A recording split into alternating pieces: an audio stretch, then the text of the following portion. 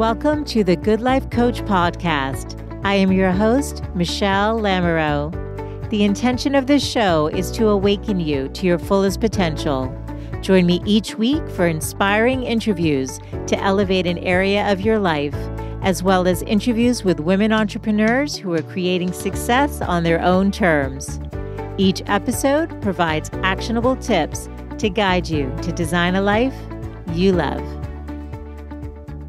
Hey friends, it's Michelle Lamoureux and welcome back to the Good Life Coach podcast. I'm so happy you have been tuning into the show. So many new people listening and downloading the podcast, and I want to welcome each and every one of you, and also just to extend my gratitude and love for all of you who tune in and know that whatever is in your heart to create, whatever you need more of in your life that will make you feel fulfilled and joyful and peaceful and grounded, seek more of that in 2022. Seek more of that. You deserve it. And honestly, we all need more self-care and self-love. And for those of you who tune into the show for the motivation and the inspiration and the tactical tips and the stories, know that everything is accessible to you. It really is. And it's a journey. It does take time. I mean, even with this podcast, I'm 3 years in and just starting to see different things come into play. So just know that consistency and persistence is so important and that you're worth it if something's important to you to keep pursuing and just bringing in more goodness into your life. So before we get into this week's episode, I want to just ask one favor from those of you who have been listening to the show and gaining value. Many of you ask how you can give back. And honestly, the best way and the most appreciated is if you could subscribe, rate, and review the podcast on Apple Podcasts. And I know not everyone listens on there, so you can do it on Spotify or wherever you listen. It's all good. But Apple Podcasts specifically helps other women find the show because that's still the main platform that most people access the show from. And unfortunately, Apple does not make it super easy because a lot of people have said, I've tried to leave you a review and I can't figure it out. So just quickly, if you go to the podcast app on your phone, that purple icon, and you click it and you search the Good Life Coach podcast, you'll see the image with my name and picture on it with the name of the show. And it'll list the episodes. And if you just scroll down about 8 or so episodes, you'll see it say ratings and reviews. And then you scroll down just a little bit more, and in purple it says write a review. If you click that, you can hit the number of stars you want to give. I hope it's 5 stars. And then you write the review. And I'm able to see all of those as they post. And then other women can see that too and decide whether or not they want to tune into the show. So your feedback is so very helpful and so appreciated. Also, if you have yet to join the newsletter list, feel free to do that over at thegoodlifecoach.com. You will get a free copy of my book, Design a Life You Love, A Woman's Guide to Living a Happier and More Fulfilled Life, which has 52 inspirations, one for every week of the year. And it's going to be free and available through the end of the year. I'll have a new giveaway at some point in the new year. So if you've yet to get your copy, feel free to do that now. And I share just some resources and other information on the newsletter, including the most recent episode of the podcast. So for the next 3 weeks, though, I'll be rerunning some of the episodes that I think are going to be the most beneficial to you based on the content and topic area. And so this week, I'm rerunning the interview with Moran, who's the New York Times bestselling author of The 12-Week Year, Get More Done in 12 Weeks Than Others Do in 12 Months. And really, that's what this book and this interview is all about. And I've gotten so much positive feedback of how this interview has really helped you in so many ways. So I hope you'll take a listen to it again. I've listened to it myself 3 times and plan on doing my 12-week year before the new year. So I set myself up for success in 2022. Sending so much love and gratitude to all of you. I hope you enjoy this interview with Brian and the other reruns that I'll be playing for the month of December. And there will be all new episodes starting in January. Be well, my friends.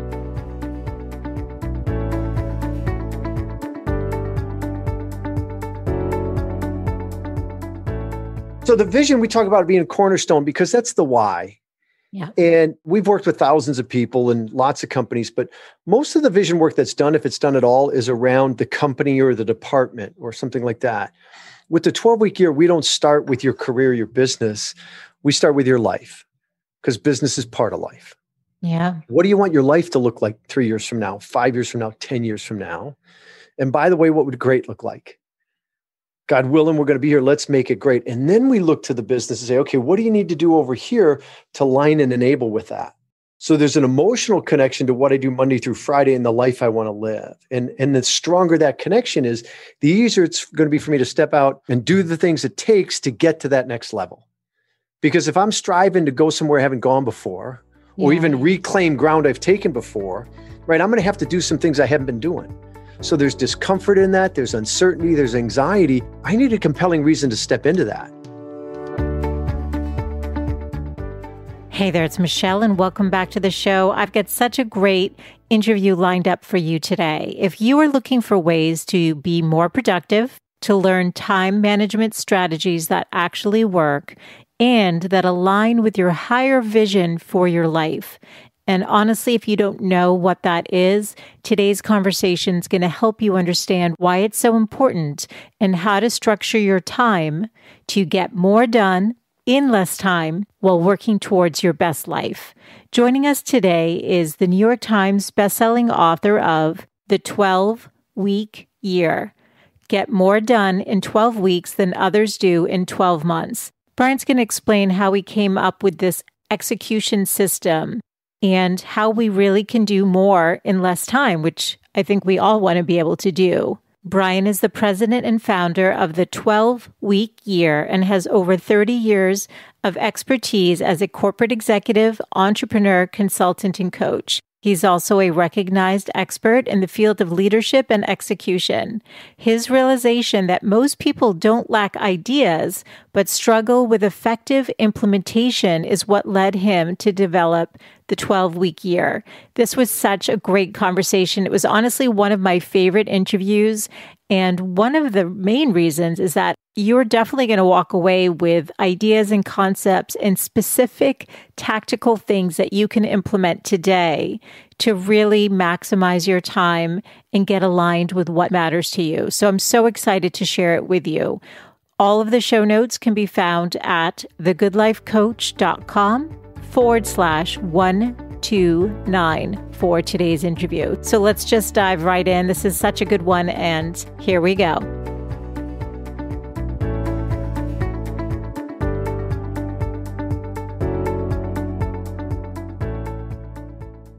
Hey, Brian, welcome to the show. Thanks for having me. Well, we love talking productivity on the podcast. Everyone's looking for ways to optimize their time and get the most results for their time. So I'm definitely excited to talk about how to achieve more in less time. And I know you're also all about living your best life, which is really at the heart of the show. What can we be doing on a daily basis? And in your case, a 12-week year basis, which you can tell us as the author of the 12-week year, get more done in 12 weeks than others do in 12 months. I love starting big picture and then getting maybe more tactical just to give people things to think about. There's something you wrote in here I want to read because I really loved it. It said, I agree with Stephen Pressfield, who, by the way, is one of my favorite authors, author of The Art of War, that most of us have 2 lives, the lives we live and the lives we are capable of living. It's the latter that intrigues me. And so you say this life isn't driven by the people who settles or gives in to procrastination and doubt, but by the optimal you, the best you, the confident you, the healthy you, the you who shows up with your best stuff, making things happen, making a difference, living a life of significance. I mean, I think the women who show up for this show want more of that in their life, but there's been homeschooling now that we didn't expect. Right. There's life has changed significantly. So if there weren't already challenges, there's even another layer of challenges. So let's just start quickly, though. I'd love to understand. So you wrote this book, it looks like in 2013. You've been teaching this a long time. Yeah. How did you and your business partner come up with the 12-week year productivity system? What prompted this? Yeah, so the book is we wrote the book based on what we were doing with our clients. It wasn't like we sat down and had this theory and sort of put it to paper. And I think that's probably why the book's done so well, is that we just documented what we were doing with our clients. So what happened was early on, we realized that, they all had great ideas. They all had resources, but they were all chasing new ideas. And most people felt like, there was something they didn't know, like there was some technique or some magic silver bullet that they weren't aware of. And what we really found intriguing was the fact that most people aren't even tapping what they're currently capable of. Yeah. And so our point of view, our worldview is, look, you don't need anything new. You just need to execute more effectively, because great ideas are worthless unless they're implemented. And so people are going out chasing new ideas and gathering all this knowledge and all these resources, and they don't act on it. So there's no benefit to it. Yeah. Yeah. And so we saw, look, if the average person just more consistently did what they already know, they'd be healthier, they'd be happier, they'd be making more money. And so our whole focus has been for a couple of decades now, how to implement, how to execute. And the 12-week year is an execution system. And it drives more consistent execution day in, day out. And it has a profound effect on the end result. Totally. You said something, and you talk about it in the book too. There's thousands of ways to lose weight, and people have all the information that they need. Yeah. But, obesity is one of the biggest epidemics in this country. And so we have the data, but we're not doing it. So I want to have you repeat those words. Do more of what we're already doing. What did you say? Yeah, if we're just more consistent with what we already know. People think it's a knowing gap, right? I don't know enough, or there's something out there I don't know. And it's really about 12 years about closing that doing gap, because you know more than you're doing. And honestly, just by being more consistent with that, it's not a little bit. It's a huge impact in any area of your life where you're applying it. Yeah. And do you find, with everyone that you've taught this to, how important is the right mindset in order to achieve it? Because the system is here. Right. But does something have to turn on in your brain to actually make it happen? Because like you said, people know stuff, but they're not doing it. So where is the disconnect happening? Yeah, I think mindset is everything, to be honest with you. I think it's everything in life. Because if you think about it, we act the way we act. Our results are created by our actions, but we act the way we act based on our thinking. Yeah. And it's a mindset thing. And so how you think about your year, right? The 12-week year came about because we were applying a set of disciplines that drive high performance and drive execution. But we were doing it like most people do in an annual environment, where we helped our clients set annual goals and build the plans, and we broke them down quarterly and monthly and weekly. And, Michelle, we were getting good results, but we didn't get what they were capable of. And that's when we realized that the annual environment was part of the problem. Because the mindset in that is, I've got plenty of time. So true. I was just thinking that. Yeah. We're already through February. And so everybody couldn't wait to put COVID year behind us, get off to a fast start. Most people are already behind. Yeah. 2 months in, they're behind.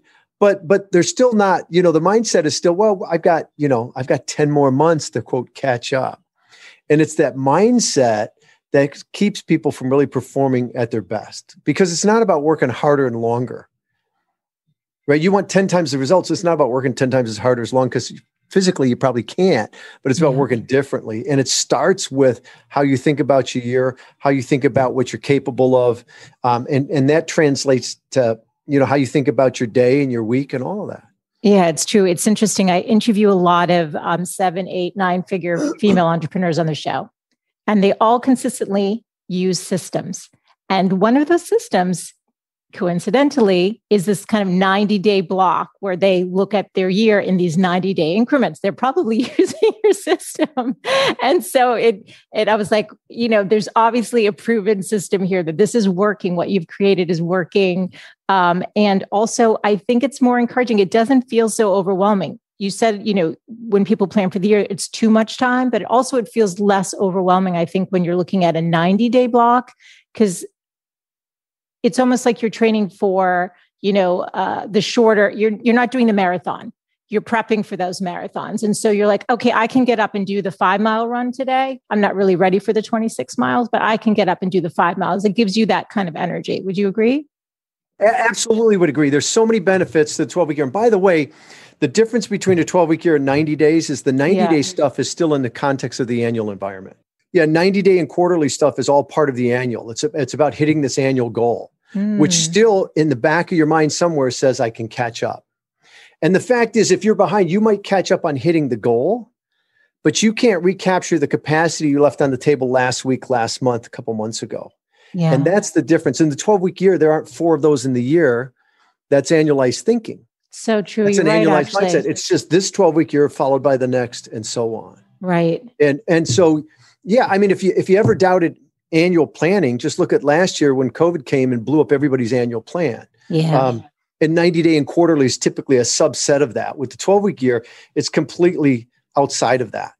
Every 12 weeks is a year. And so there's plenty of time to make this amazing progress, but it's short enough that there's a sense of urgency, a healthy sense of urgency. And so you build momentum, you build confidence, you get a fresh start every 12, 13 weeks. I mean, it's a completely different way of operating. And, I don't know when planning first came into business, maybe 90 years ago, but you could look out 5, 6, 7 years and not a lot was going to change. That's not the environment we're in. No. And yet most organizations, most individuals plan the way they did 90 years ago, right? Where it's this annual event. And we sort of turned that upside down and said, that doesn't work. Completely. And you talk about it in the book that, end of year, sales push or whatever to meet numbers and goals. It's like, well, that's a lot of stress. And it also leaves too much up to chance. And that's probably not the best way to approach it. That's right. Okay. So talk to us about how does it actually work? Take us into more of, the specifics of the actual program. So, the first is realizing that it's not enough to know, right? That's the first thinking shift. Say that again. It's not enough. It's not enough to know. You've got to execute. Okay. That it's all about the execution. Because I think sometimes you feel like we've got all this knowledge and we think that's an advantage, right? People say knowledge is power. No, it's not. It's only powerful if you use it, if you act on it. It's true. And so the first thinking shift, the first mindset is, it really is all about the execution. You mentioned fitness, right? Mm-hmm. Right? People, for the most part, know how to be in better shape. You eat better, you exercise more. I mean, you can do that 1,000 different ways, but the fact is, just go do it. Right. And it's the same with business success or spiritual or growing relationships or whatever it is. It's about acting more consistently in what we know, not perfectly. Yeah. But just being more consistent with it. So the first thinking shift is it's not enough to know. And then the second is getting out of that annual environment. Really working where 12 weeks is the year, where there's a hard line in the sand, where you're going to stop and you're going to measure your success or failure. And you're going to, you're going to acknowledge the progress and you're going to learn from that. And then you're going to lock and load and go again. It's a much more fluid process, which in our environment today, that's what's required to be at your best. And again, whether it's in your personal life or professional. And, you mentioned you can commit to something for 12 weeks and follow through on it. A year, a lifetime, that's a whole lot harder. That's really daunting. For 12 weeks, you can do anything for 12 weeks. Right. And at the end of that, take stock and say, okay, is that something I want to do again or not? Yeah. And so we treat every 12 weeks as the year. I love it. Yeah. And let's talk about, a lot of people set themselves up to fail without realizing it. Whether that's with, a new year, resolutions, I'm going to lose weight, I'm going to do this. They get a list of 20 things. And then by now, they feel bad about themselves because most people don't see things through, right? Right. So, is the idea to focus on, I was reading a part in the book that was talking about, just that one goal. Are you better off starting with the one goal, maybe one personal, one professional? How do you recommend doing it? Yeah. You're on to something there, because the fact is, because we're planning annually, Yeah. we go, oh, we got lots of time. Yeah. We put all this stuff into plan. Yes. So we start out and we're overwhelmed from the start, and then we're diffused, which is a recipe for mediocrity. And so with the 12-week year, it is, let's be great at a few things versus mediocre at many. And we can do that because we're not trying to plan for 12 months. We're planning for 12 weeks. And so if you're just starting out, I love the fact that let's pick one business goal, one career goal, one personal goal. Okay. And then really go after those two, because 12 weeks goes by pretty fast.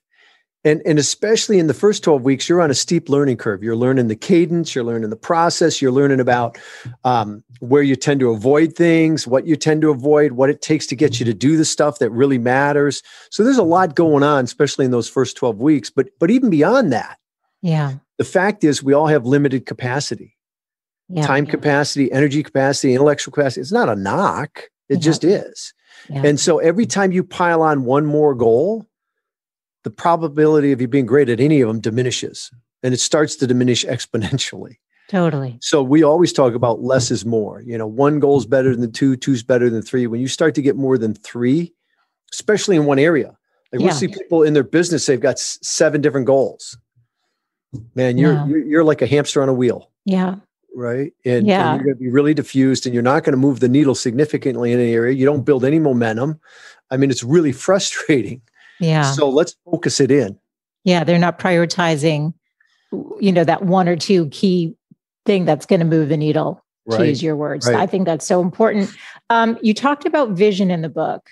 You said that the vision is a starting point for all high performance. And I think this is so true, because there's got to be something that motivates you beyond just writing it down on a piece of paper or declaring I'm going to, spend the next 12 weeks getting in shape, whatever that means. Tell us about the importance of vision, how we think about this, how we should frame it for ourselves, and then the specificity of the goal. How specific does it need to be? Because I think sometimes goal setting isn't done the right way, and then people do set themselves up to not achieve, and then they feel discouraged. So I know that was a stacked question. So no, I got it. I jotted it down. So the vision, we talk about it being a cornerstone because that's the why. Yeah. And we've worked with thousands of people and lots of companies, but most of the vision work that's done, if it's done at all, is around the company or the department or something like that. With the 12-week year, we don't start with your career, your business. We start with your life, because business is part of life. Yeah. What do you want your life to look like 3 years from now, 5 years from now, 10 years from now? And by the way, what would great look like? God willing, we're going to be here. Let's make it great. And then we look to the business and say, okay, what do you need to do over here to line and enable with that? So there's an emotional connection to what I do Monday through Friday and the life I want to live. And the stronger that connection is, the easier it's going to be for me to step out and do the things it takes to get to that next level. Because if I'm striving to go somewhere I haven't gone before, or even reclaim ground I've taken before, right, I'm going to have to do some things I haven't been doing. So there's discomfort in that. There's uncertainty. There's anxiety. I need a compelling reason to step into that, especially if I'm successful. Because the tendency, if I'm successful, is I do what I've always done. And the problem is the marketplace moves on. It's true. You're either pushing ahead or you're falling behind. I mean, everything in the physical universe is either expanding or contracting. It's the same thing. If you're not growing as a person, if your business isn't growing, it's not healthy. It might not feel like you're retracting, but you are. You just don't feel it in the moment. And so without that compelling vision, it's just too easy to do what I've always done, lean into the comfortable and the familiar. And I justify it by, look, I'm doing great. Well, you are, but guess what? That's starting to diminish without you even knowing it. Yeah. Yeah, completely. Well, can you take us through a specific example of how you, for example, maybe a personal goal of yours or a professional goal, if somebody wanted to launch a course or, get fit, give us an example, maybe on one on the personal track and one on the business, of how specific we get after we've obviously done those questions of like, what would great look like? Why am I doing this? Why is this important to me? And they get clear on the vision. Yeah. So it always needs to align with the vision, because that's the motivation. Yeah. But then, so imagine now you've got this longer term vision, this 3-year vision. Now on a 12-week basis, we set goals that align with that. So there's an emotional connection all the way through that. Yeah. And at the goal level, one of the things that is important is that people understand the difference between goals and tactics. Okay. Right? Goals and actions, outcomes and actions. And the truth is that if you think about it, what do we have greater control over, the actions or the outcomes? The actions. The actions, right? 100%. Yeah. We don't control the outcomes. No. We desire them. We might influence them. We don't control. Goals are outcomes. And that may sound really basic, but it's really important to get the goal structured properly as an outcome. Okay. So for instance, I'll see people set a goal of working out. I'm going to work out 4 days a week. And we'll say, what's wrong with that as a goal? And people say it's not specific. Okay, I'm going to work out 4 days a week for an hour. There's still a problem with that as a goal. And the problem is working out's not an outcome, it's an action. Yeah. And if it's not tied to anything more aspirational, in 2 or 3 weeks, it becomes drudgery and you stop doing it. It's true. And I've yet, it's true. And I've yet to meet, Michelle, anyone whose goal is really to work out. It's not to work out. It's to lose weight. It's to get fit. It's to lower blood pressure. That's the goal. Yeah. That's the outcome we're after. Working out is one of the tactics, maybe the only tactic, maybe a keystone tactic, maybe one of a number of tactics, but it's an action. And so we have to get that relationship right. Same thing in our business. If I'm really trying to drive a course like that, I'd probably put some sort of definitive measure on it. Is it going to, what's it going to bring in number of enrollees or revenue? Yeah. Because just launching the course tells me nothing about the quality of it or the success of it. It's like in larger organizations, a lot of training departments measure their training by how many people participated in it. That's one measure, but it's a weak one, right? What did anybody do different in 30 days post-training? That's a much better measure. Yeah. Right. And so as you think about these goals, you want to think outcomes and you want to think about, quantifying it or qualifying it. Because there are some goals you can't quantify. Mm-hmm. I want to improve my marriage. How do I quantify that? Right. That's kind of tough. Yeah. So if I can't quantify it, I have to qualify it. What's different 12 weeks from now? How will I know it? Because I can't measure it by the tactics. I like to joke, I can't measure my relationship with my wife by date night because that might hurt my marriage. I hope that's a joke. But I need to know, what do I want different in my marriage? And is date night going to help that or not? Yeah. And that's why. So the first thing is understanding the difference between outcomes and actions, goals and tactics, and getting that relationship right. And then making sure at the goal level, it's measurable in some form or fashion. It's specific, it's measurable, it's an outcome. Mm-hmm. That's the real key piece. And then at the tactic level is really not filling the plan with everything we can think of. But again, less is more, the critical few. What are the most important actions? And so people often ask, so what's the right number of tactics? And the answer is the least number to accomplish the goal. Mm-hmm. Not the least number, every goal would have one tactic, but the least number to accomplish the goal. It might be 6, it might be 16. We have one goal in our plan that's probably 60 actions, but it's the least number, trust me. Wow. And so, getting that relationship right, again, it's about the focus there. Yeah. And then at the tactic level, being very granular in the action. Most plans are conceptual, they're not tactical, and you can't execute concepts. That's so profound. We need to really get where it spells out the action that I'm supposed to take or someone on the team is supposed to take. Okay. And you do obviously talk about sports and how, they're driven by, specific goals and measurements and stuff. I'm just wondering, do you, just like an Olympic athlete plays it in their head, do you believe in visual cues or like something beyond, setting the vision, but something that you can see or something that is more, like a visual representation? I was just thinking about that, like, something that keeps you motivated. Do you use that in your practice? Well, part of that is not just creating the vision, but staying connected to it. Right. Right. It's one thing to create it. Right. Another thing to stay connected to it. So, I have mine on a little laminated card. I got a reminder in my Outlook. Sometimes I'll read through the whole thing. Sometimes I'll pick one item and sort of mentally stay on the ground. But then what is it? Is it the actual, what you've written out is what your 12-week goal? No, what my vision, my longer term vision, what you I have want, the longer term vision life in to front look of like you. 3 years from now, 10 years from now. Yeah. And it's words, not images? For me, it's words. Yeah. Yeah. I'm very visual. So those words conjure up images in my mind. Sure. But anything you can do to make it sensory rich. So put images with it is even better. Yeah. But then I'm connecting those to the actions in my plan. We talk about connecting the dots. Yeah. So that, because look, I don't have to do the stuff. I only have to do it if I want to live this life. The other option is I can dumb it down. I can settle for less in life. But when I confront that head on, most of the time I'm not going to make that choice. I'm going to make the choice to step up and take the action. So I'll give you an example of that. We moved back to Michigan from Southern California. My wife and I were born and raised in Michigan.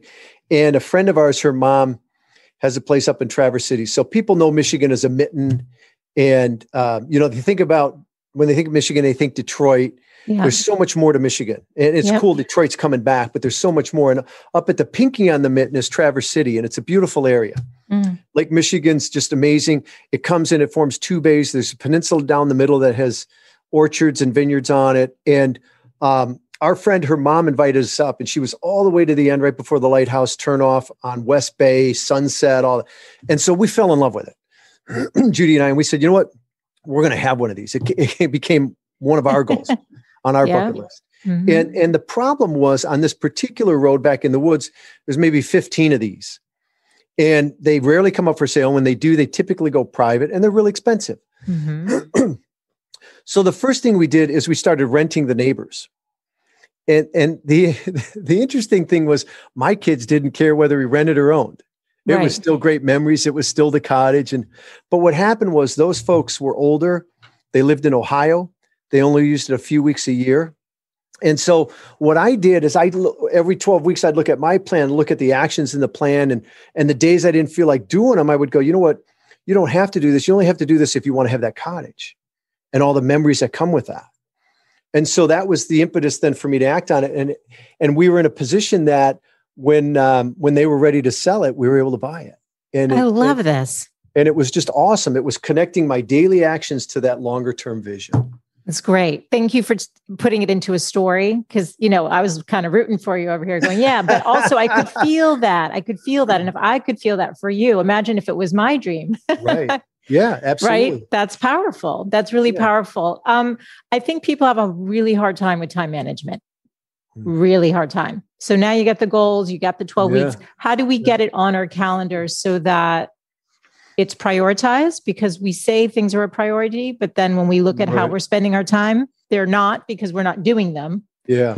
So how do we get tactical and then actually use our calendars? And also I'm always curious if somebody's old school paper calendar or digital, Yeah, I'm digital, but there's some things you need in place to be effective with your time first. And I think some of the reason why we struggle with it is because we don't have these other structures in place.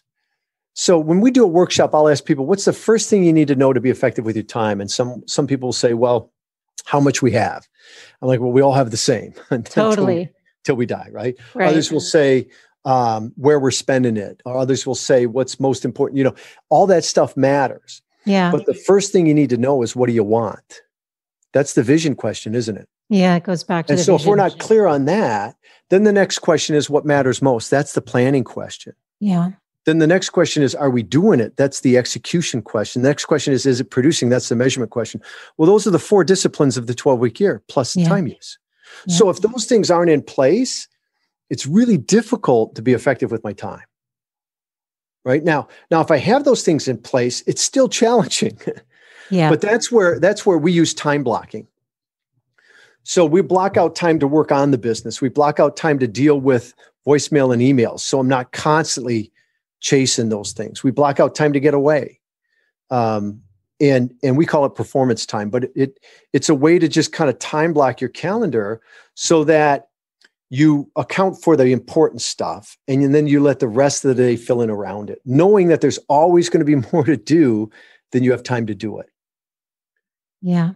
I actually had down, I noticed in your book that you talked about time blocking, and I've always found it interesting. But do you say you could do like a 3-hour block. What's your system look like? What have you found is effective in terms of that's also realistic? Yeah, right? Absolutely. Yeah. So there are 3 core blocks that we recommend for anyone. One is what we call a strategic block. Yeah. That's 3 hours blocked during the week sometime without interruption. Wait, during the week or during the day? During the work week. 3 hours. 3 hours. Okay. That's strategic. No interruptions. I'm working on the business, not in the business. Right. So I'm working on things that probably don't have a payoff today. But if I never do them, there's never a payoff. So yeah, think people of them as are, that was an important activities. Distinction you made, because I think a lot of people are, they're not doing those things, the things that are actually right. Because they're consumed by the day. Right. But if you take the day as it comes, you go home exhausted, but you haven't done any meaningful work most of the times. Yeah. So again, the mindset has to be, there's more to do than you have time to do it. Because if you're under the illusion you can get it all done, it doesn't matter what you start with. That's true. But once you realize you can't, then one strategic block a week, 1 3-hour block of time where you're working on really critical stuff for the future, can change your life. And that's great. That's blocks, doable though. So I didn't mean to interrupt you, but that's doable. When you say 3 hours in the week, I mean, if you said during a day, I'd even think maybe that's doable, but maybe not realistic. But that's fantastic. Okay, so 3 hours in our week, we can do that. Yep. Okay, once but a it's week. not additive. We're not saying add 3 hours. We're saying carve it out somewhere in your week. Totally. I get it. But those are the important things that are going to move the needle forward on the important stuff, right? Can you give one example of that? So that may what would be that look like? Yeah. Your goal of putting a course together. It would be building the course. Yeah. It would be building the course. It'd be building the marketing for the course. It'd be doing that strategic stuff that if you don't carve out time for that, it's never going to happen. It's not the stuff beep in your inbox. Yeah, for sure. Okay. Love that. And then the second time blocking? Second one is what we call buffer blocks. And those are designed to deal with the emails, the voicemails, all the low level stuff. Yeah. Some of that stuff you can stop doing. Some of it you still need to do. Yeah. And so a buffer block might be 15 minutes. It might be an hour. It might be once a day. It might be 3 times a day. So your phone rings, your assistant or your voicemail says, I return calls between 11, 12, 4, and 5. Let me know what works. Someone drops in. This happens less now with COVID, but when you're back in the office, someone drops in, hey, you got 5 minutes? Sure, I do. Between 11 and 12, 4, and 5. It's not that I'm saying no. Right. I'm saying yes when it's effective versus when it's convenient, perhaps. Yes. And so I don't check my emails as they come in. I don't check my voicemails. I don't respond to that stuff. I have blocked out time when I'm going to go do that, because that's not the stuff that is really creating my future. It's true. And then it could take you somewhere else that just not ruined your day, but it just took your day in a direction. It consumes. That's a great word. Consumes. Yeah. And so, again, depending on how much of that stuff you have, you may need more. But eventually, as you start to employ that, what happens is some of that stuff goes away. And then that gives you time for the strategic block. It gives you time to be more on purpose the rest of the day. Yeah. And that honestly, I think is the toughest part for people. Because they say, well, my phone rings. People want to get a hold of me. I know they do. Yeah. But try and get a hold of your dentist or your attorney or your CPA. They're scheduled. They're busy. They're busy professionals. Yeah. Right? They'll call you back. And typically most people are fine if you get back to them that day, let alone that day part. Yeah. Right. So part of it is, again, it's a thinking shift more than it is. The mechanics are easy. The thinking is what's the challenge. And, so often we use those activities as avoidance activities without even knowing it. It's true. I was just going to have to go do something. Comfortable. You use that word in the beginning. People like to be comfortable. It's comfortable. So I'm going to go I better check my email before I jump into this project that might be a little more work. Totally. Yeah. Okay. And so the third one? The third one's a breakout block. That's time away. It's really easy to burn out, especially if you're a hard charger. And so scheduling time to get away. And here's the thing about that. If you're using strategic blocks and buffer blocks, you can do breakout blocks. You can do them every week because the important stuff's getting done. And is that during your week, Brian? I didn't mean to interrupt. Or is that your weekend? Thing. It's not you're taking your weekend. This is your week. So when do you do yours? Just let us use your life. Friday afternoon. Okay. Because I like to extend my weekend. I try and run mine where by 1 o'clock I'm out of here. You are. Okay. So so it's not it's the cutoff is 1:00. Yeah. Normally I'd leave at 5 on Friday. So, for me, I'm like, I'm going to put that breakout block at midday Friday. So I get that extra. And what are you doing? Weekend. I mean, not that you have to share too personally, but I'm just curious. These are great questions. Yeah. So anything but work, anything that's not work related. Yeah. But I have horses. So we have Arabian show horses. So I might go out, ride or tinker in the barn or just hang out with the horses. I might go play golf. I might meet my wife somewhere for a cocktail, anything that's not work related, where mentally I'm turning off work. Yeah. So that I'm fresh. I'm excited when I come back. Yeah. I love that.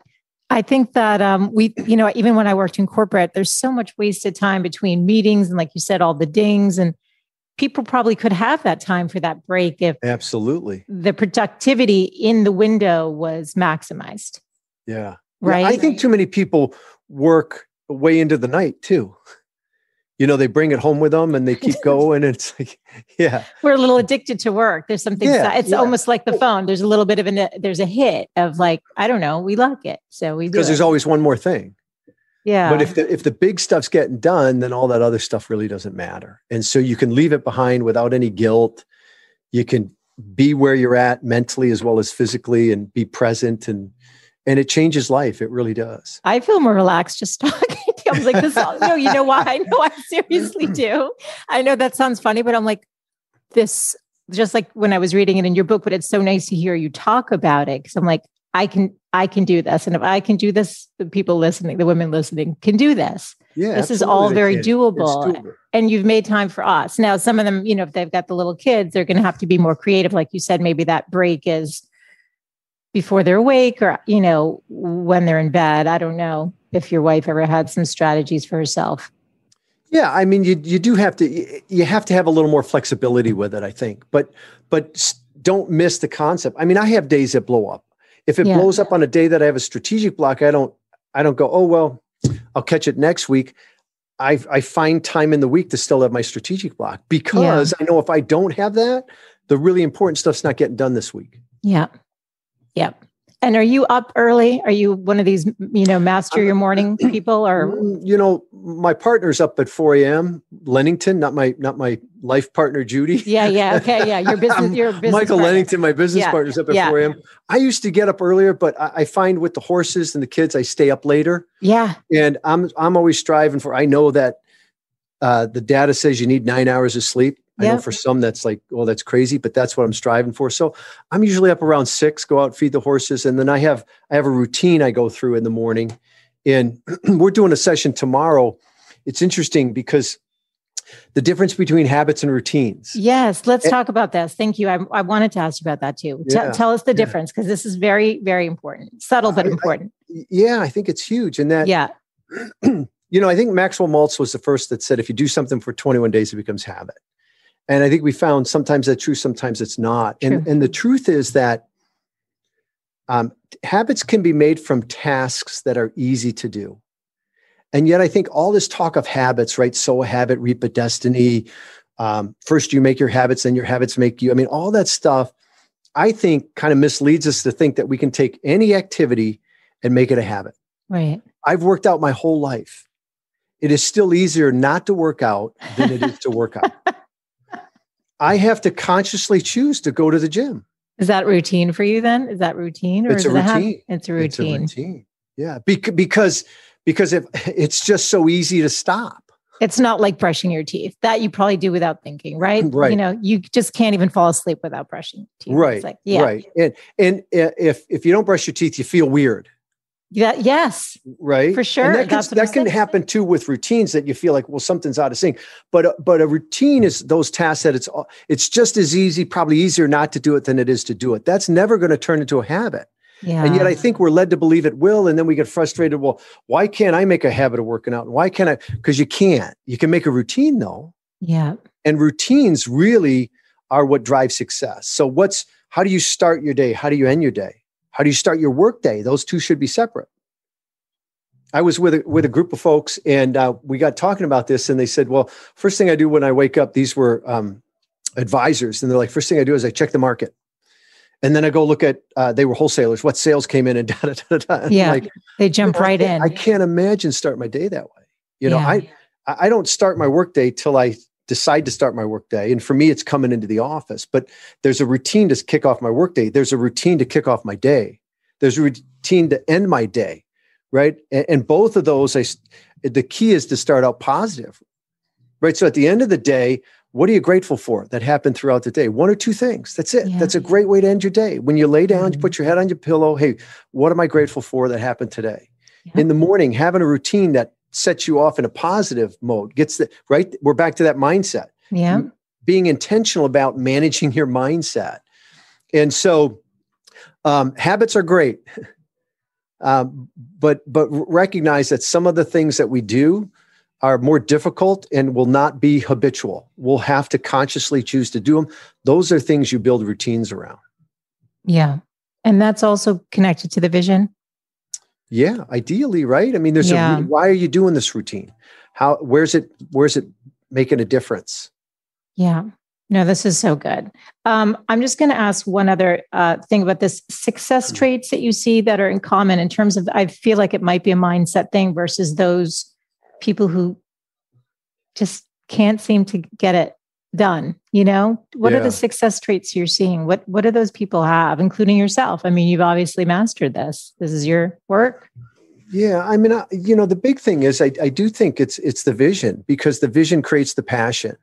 And the passion in my mind, passion creates the courage to do the things we need to do. And so that's why we talk about vision as the cornerstone. Yeah. Of all the successful people I've ever met or worked with, every one of them has been clear on something they want to create in their life. Yeah. And how they want to show up in their career, how they want to show up in their personal life. Now they differ, but they're all clear on it for them. I love that. Yeah. And then really having systems in place to help you act on that stuff more consistently. Yeah. Do you have any practices or techniques that aren't in the book? Any personal things that you've done in terms of mindset? You seem like somebody who's very curious and who loves to really maximize, potential. I'm just curious if you do anything. So we don't talk a lot about routines. We don't talk about routines in the book at all. The 12-week year in itself is a routine. But specifically, my morning routine is one of the things I think that has led to my success. That and I'm a learner. I've been hungry to learn my whole life. I shouldn't say my whole life. In school, your adult life. My kids found my report cards when my mom passed away from grade school. I wasn't hungry to learn back then. So, that's funny. Most of my adult life, though, I want to learn. I want to learn about, because when I read books, I think about how this is going to make a difference in my life and how I can apply it. And I've seen most successful people are learners. Yeah. I knew that about you. That's why I was asking. I was curious. So what does your morning routine look like? Do you mind sharing? I think people learn from that. Fine. First off, you need to know I'm spiritual based. So first thing I do, I get up, I got to go feed horses. Yeah. So first thing I do, I let the dogs out. I do my crunches in the morning for my back more than my waist. I go out, I feed the horses. I come in. I start with scripture, and then I go into prayer, and then I go into affirmations. I knew you did affirmations. I don't know how. That's why when you said you wrote it, I said I was going to ask you, is it in the present tense as if it had happened? Yeah. So what does your affirmation practice look like? Is it, again, like where you want to be, but writing it as a now, or is it just like positive messages? How do you it's do a little bit of both, right? It's not very long. It's a couple minutes. But it's just how I want to show up in this world. And again, a lot of it is faith-based for me. I love that. But that's how it comes out. And then on the way into work, I'm listening to something positive. I'm not listening to the news. I mean, I'm probably pretty ignorant in what's going on in the world day to day, because most of it is negative, and that's not how I want to fill my mind to go in and try and make a difference in other people's lives. Yeah. So on the way in, I'm finding something, a podcast, something that's positive that I'm listening to. In addition, that's part of that morning routine for me. That's great. That's so helpful. Yeah. Is there anything I didn't ask about the plan, or that you want to leave the women listening with today that you'd like to add to the conversation we've had? I think you've asked all the right questions. I mean, one thing I would say, though, is that this notion of what it takes to be great, and what we sacrifice, I think sometimes we're led to believe that, we're going to have to sacrifice values and integrity and family and health. No. No, but you're going to have to sacrifice your comfort. Because if you're going to be great, you're going to step out and you're going to have to do things you haven't done before, and you're going to have to do them differently. And so to me, personal leadership is about being comfortable with being uncomfortable. It's that willingness to lean into that and knowing that you'll figure out a way and you'll handle it. And I think that's probably the biggest bugaboo for what holds people back, is that internally we're wired for comfort. We seek that. We like what's familiar. We like it's comfortable. And comfort can be something that really isn't working very well, but it's just so familiar that it feels comfortable. And so the willingness to step out of that, I think is critical if you're going to live the life you're capable of living. Thank you for such a great and empowering conversation. This was fantastic. I feel ready to like take on. I'm going to go do my 12 weeks right now. Where can I direct people to learn about you and your work, Brian? Where do I send them? 12weekyear.com. So the number 12, 12weekyear.com is where you can find us. There's some freebies on there. There's a getting started course, which is good. There's some weekly success tips. There's even a short little video series. So all those are free. Awesome. This has been such a pleasure. Thank you. Yeah. Thanks for having me. Thanks so much for tuning in today. I hope you gained some new information or inspiration for your life. That is the essence of this show, is to really wake up to what's possible for you, to reclaim your beautiful voice, and to really learn to love and prioritize yourself. So if you gained any value from any of the conversations you've tuned into, make sure to subscribe on your favorite podcast player. You can do that right now on your phone. And please do consider leaving a rating and review if you have yet to do so on Apple Podcasts. It's actually how more women can find the show. And I really want to grow a community of women who are loving themselves and living full on. So thank you as always for tuning in. And I look forward to reconnecting with you next Wednesday. Bye for now.